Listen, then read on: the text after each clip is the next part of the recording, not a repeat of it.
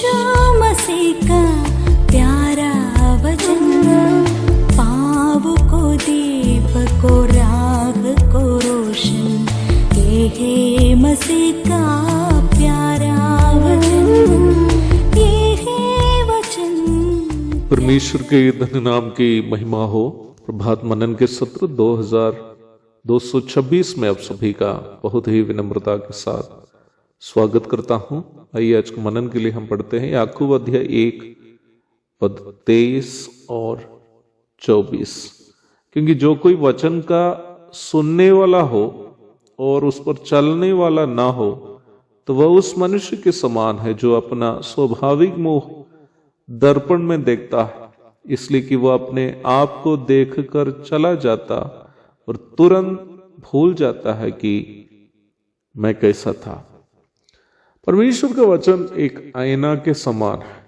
जब मैं आईना में देखता हूं उसमें मैं अपना चेहरा देखता हूं।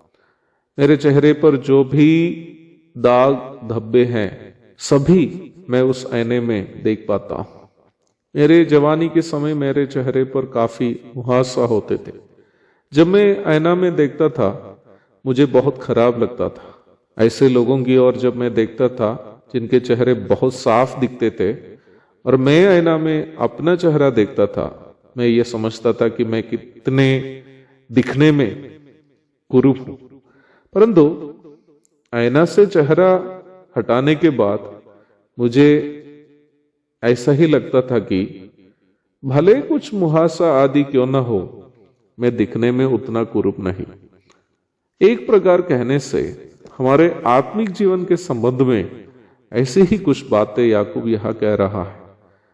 जब परमेश्वर का वचन हम सुनते हैं तो उस वचन के द्वारा हम प्रभु यीशु मसीह के पवित्रता का दर्शन करते हैं।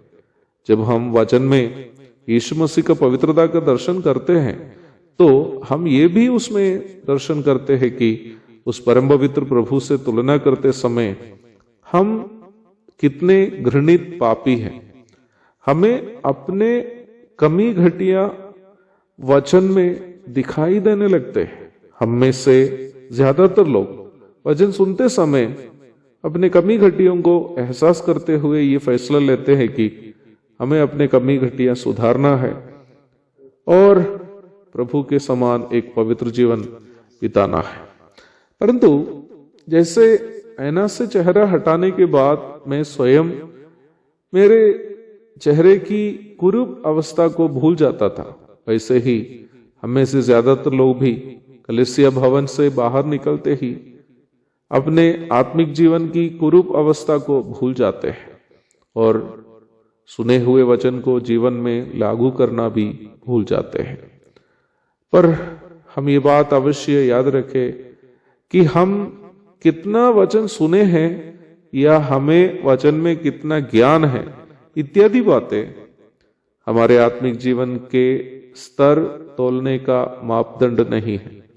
क्योंकि वचन का ज्ञान केवल मस्तिष्क में जमा रहने से कोई भी कभी भी आत्मिक नहीं बन सकता। हमारे आत्मिक जीवन का तोल इस बात से किया जा सकता है कि हम कितना वचन को अपने दैनिक जीवन में लागू किए हैं या करते हैं। क्योंकि वचन का पालन किए बिना हम कभी भी एक आत्मिक जीवन नहीं बिता पाएंगे।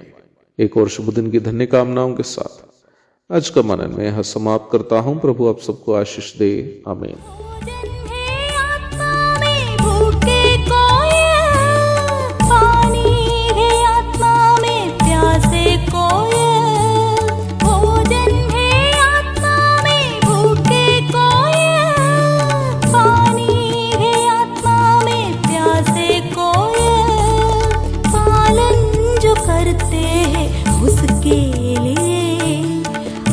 आशीष पाने का साधन है यह, पालन जो करते हैं उसके लिए आशीष पाने का साधन है यह। ये है वचन, प्यारा वचन, यीशु